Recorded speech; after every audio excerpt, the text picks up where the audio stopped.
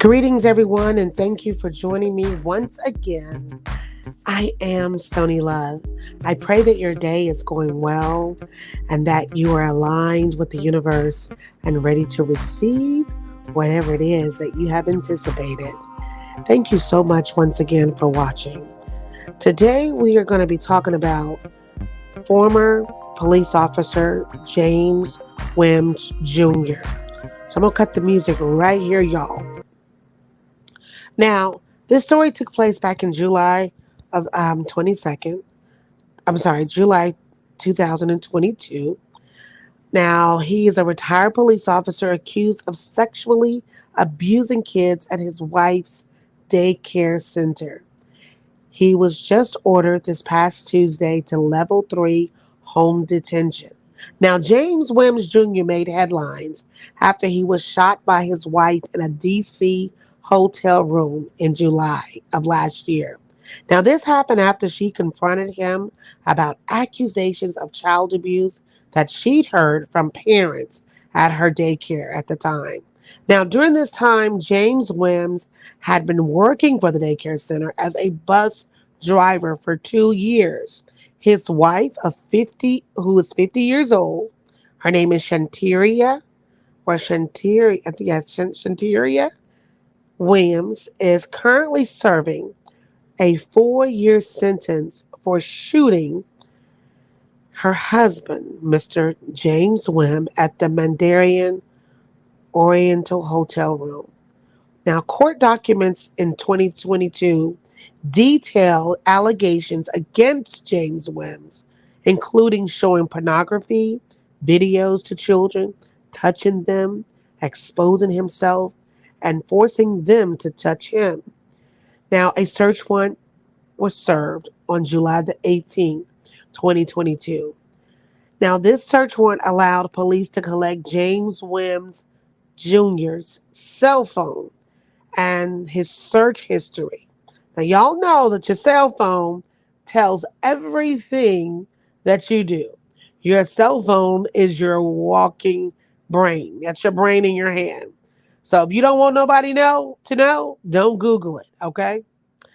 Now, after the police searched his cell phone and his search history, and this also included frequent visited sites to the specific porn site of one of his victims that she referenced. So one of his victims told the police what type of porn that James would like that he would show. Now, prosecutors have charged James Wims Jr. with 33 counts of rape and child sex crimes. Now, in court this past Tuesday, the retired police officer was placed on level 3 home detention while he awaits trial. Now, his trial is coming up May of 2024. Now, additionally, James Wim Jr. has been ordered not to have any contact with children, victims, or witnesses connected to this case. Now, I don't blame the wife. I would have shot him too. So y'all let me be the judge. Let me be the judge now. Now let me tell you how this is going to go. Now, Shanteria Wims viewed herself as a woman on a crusade to save children. Her husband, James Wims Jr., was her partner on that mission. But when Shanteria Wims learned her husband was accused of molesting children at the daycare that she owned in Baltimore, she shot him twice in the hotel room. Now she's speaking out for the first time since a judge surprised both the defense and the prosecutors by sentencing her to 4 years in jail. Now, y'all know this young lady should not have received 4 years in jail for shooting her husband. At the time, the evidence was not clear as to whether or not the mountain of evidence that they had against him was at that time was not clear. But Wims, she pled guilty to aggravated assault and carrying a pistol without a license and was sentenced mm, mm, mm, to 4 years in prison. Now, when asked if she's remorseful, the daycare owner said she's sorry for her actions, however, but will not apologize to her husband. I will apologize when he apologized to those children. Now, that I agree upon because she was on a crusade and he pretended to be someone that he is not. Now, the courtroom documents previously obtained by the news stated that Shanteria and James, 57, were in the hotel. She confronted him because the accusations were coming through, and he denied it. And of course, you know how those narcissistic individuals do. Um, he turned everything, around and made it look like he was not guilty.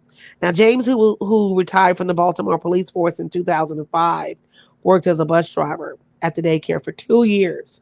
Now, Shantaria's attorney, which is Tony Garcia, previously argued that she shot her husband in self-defense when he advanced toward her in a threatening manner during the argument. I could see that.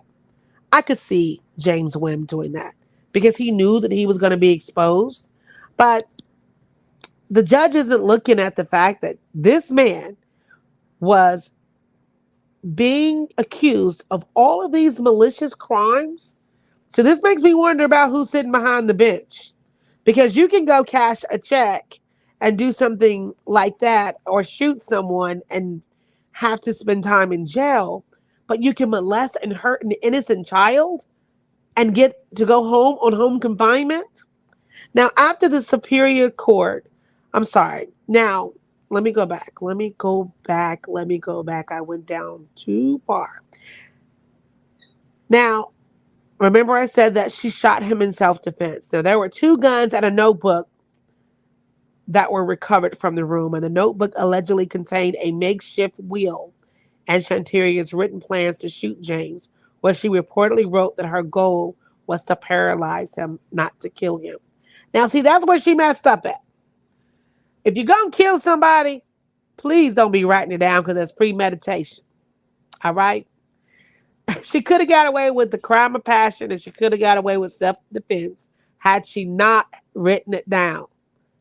Because nobody knows what you're thinking until you tell them or until you write it down.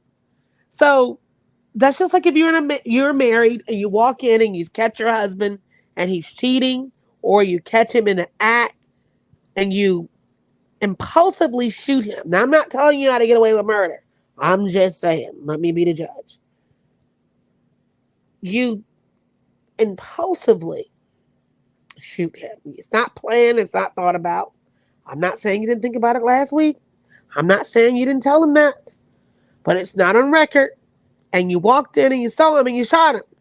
So that's a whole different scenario for the jury to try. But when you write it down and you talk about it and you text it and then it happens, it's premeditated. So that changes the whole game. Now, after the Superior Court judge, Michael O'Keefe, handed her a 4-year sentence, which was twice what prosecutors recommended in a plea deal.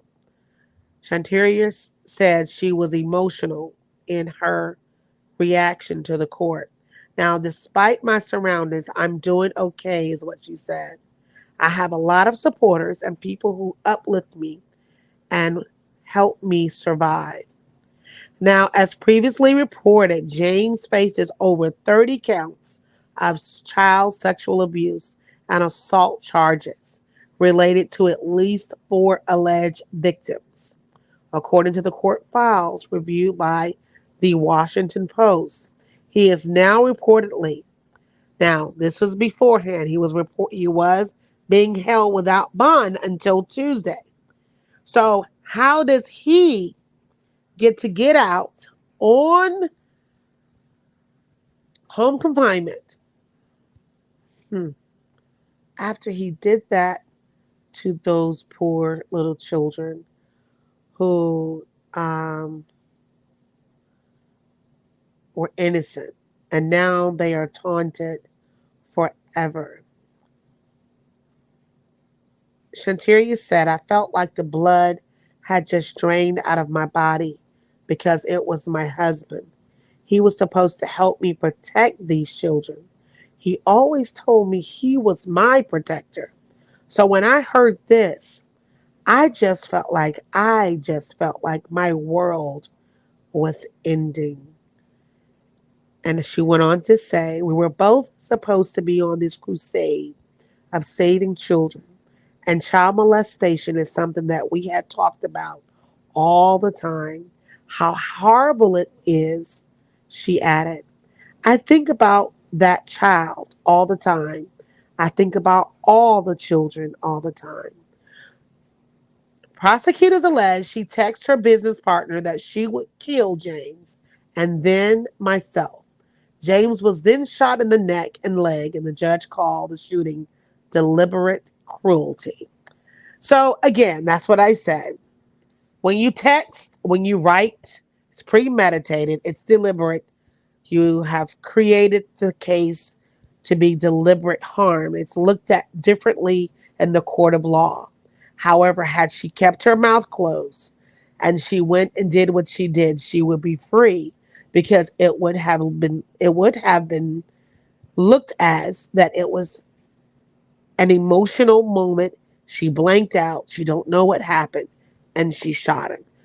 So this is a case that I see a lot on social media. I see this a lot in business deals. People start running their mouth. They go based off their emotions. They just got to tell somebody. And then that mouth, that gasoline leak that you have, you end up losing everything because you just couldn't have a poker face. But I do believe that there will be justice for Shanteria Wims. And I also believe that there will be justice in the case of James Wims Jr. The thing is that I do not understand is that the judge in this case didn't look at how she was a pillar in the community and what she did to protect the children who were abused. I couldn't understand that. Regardless of the fact if it was deliberate or not, if you have children and if you have compassion for children, and I'm the same way, because if I see somebody harming a child or doing something that they shouldn't do or say, I will speak up. I will speak up. So I can only imagine as her being a mother, a protector, and it was just not her livelihood that was affected. It was the children's lives that were affected. So Mr. I don't even, he's not a Mr. So James Wims Jr., who has the 30 counts of the child molestation, pornography, all of these things against him. If I were the judge, I would sentence him to 50 years consecutive for each count. He has 30 counts. He would get life in prison. That would be my sentence for him. And I would grant the motion for Shanteria Wims when her attorney put it in to remand her sentence and time served so that she would be able to get back to her life if I was the judge. So there you have it, folks, for this episode. Watch who you're partnering up with. You never really know a person, even when you live with them, because sometimes we're blinded by love and we're blinded by the fake characterization that people show us. Watch your children. Take good care of them. Children that are molested it's usually done by someone they know. I know that to be true. I have a couple of molesters in my family.